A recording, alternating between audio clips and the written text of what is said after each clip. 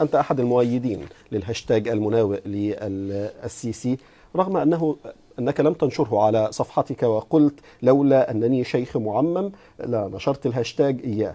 فلماذا تؤيده طالما أنت مكسوف أن أنت تحطه أو تنشره أو تشارك فيه؟ نعم. تفضل. بسم الله الرحمن الرحيم. أنا طبعا هذا الهاشتاج ما منعني، مش ما منعني يعني من باب أن أنا أمنعه، إنما هي من باب ترك المباح. كما كان صلى الله عليه وسلم يأبى أن يبيت في بيته درهم، فهل حد حرم أن الواحد يحوش فلوس في بيته؟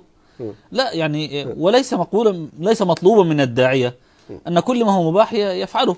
ما أنا أحيانا إذا مشيت في الخليج بدون العمامة وبدون الزي، الناس تقول لي فين الزي الشرعي؟ فأقول لهم وأنا لابس فستان، يعني ما لابس لبس شرعي. لكن اعتاد الناس على الداعية على سلوكيات معينة. الفقهاء قديما قالوا من يأكل في الشارع تسقط شهادته. قديما كان يعني يضعوا علماء الدين في مكانة معينة، فالإنسان يراعي يعني مثل هذه الظروف، ولست بذلك يعني أمنع، بل بالعكس أنا يعني من يشارك في هذا الهاشتاج أنا لست ضد هذه المشاركة، بل أرى أن لها يعني أصلا شرعيا ومشاركة وأمرا، ولها فيها أدلة يعني نبسطها في عند الحديث عنها إن شاء الله. هذا سبب ما منعني، ليس ما منعني، إنما مجرد أنا أردت من باب بمفهوم المخالفة، يعني أنا طيب يعني على ماذا تستند؟ نعلم أن رجال الدين غيرنا يعني من الممكن الواحد يشارك في بعض الأمور، والخلفية الدينية للموضوع ما بيكونش حاضرة، لكن بالتأكيد وأنت يعني بتعمل عموما في حياتك الخلفية الدينية عندك حاضرة بقوة.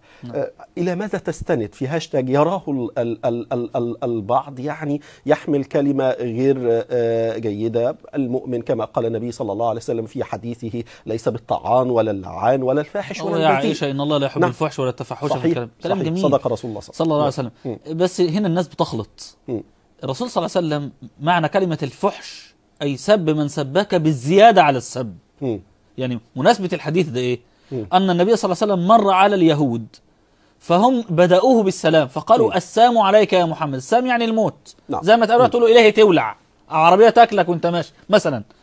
فهنا السيدة عائشة، فالرسول قال وعليكم، هنا الرد بإيه؟ نفس الكلمة. فالسيدة عائشة قالت وعليكم السامة أبناء القرادات والخنازير وشتمهم. فقال يا عائشة إن الله لا يحب الفحش ولا التفحش في الكلام. قالوا السامة وقلت وعليكم. هنا لم يكن النهي عن رد سبابهم بالسب، إنما الزيادة عليها. فهذا هو الذي يعني مناسبة الحديث. والأصل الإنسان فعلا لا يسب، لكن إذا الإنسان سبه إنسان مرة واثنين وثلاثة وتجاوز، مش بالقول بس بالفعل. يعني الناس مستكترة على كلمة اللي طلع على الهاشتاج دي مثلا على صاحبها. هو السؤال نفسه، هل يستحق هذا الشخص أن يطلق عليه هذا الهاشتاج أم لا؟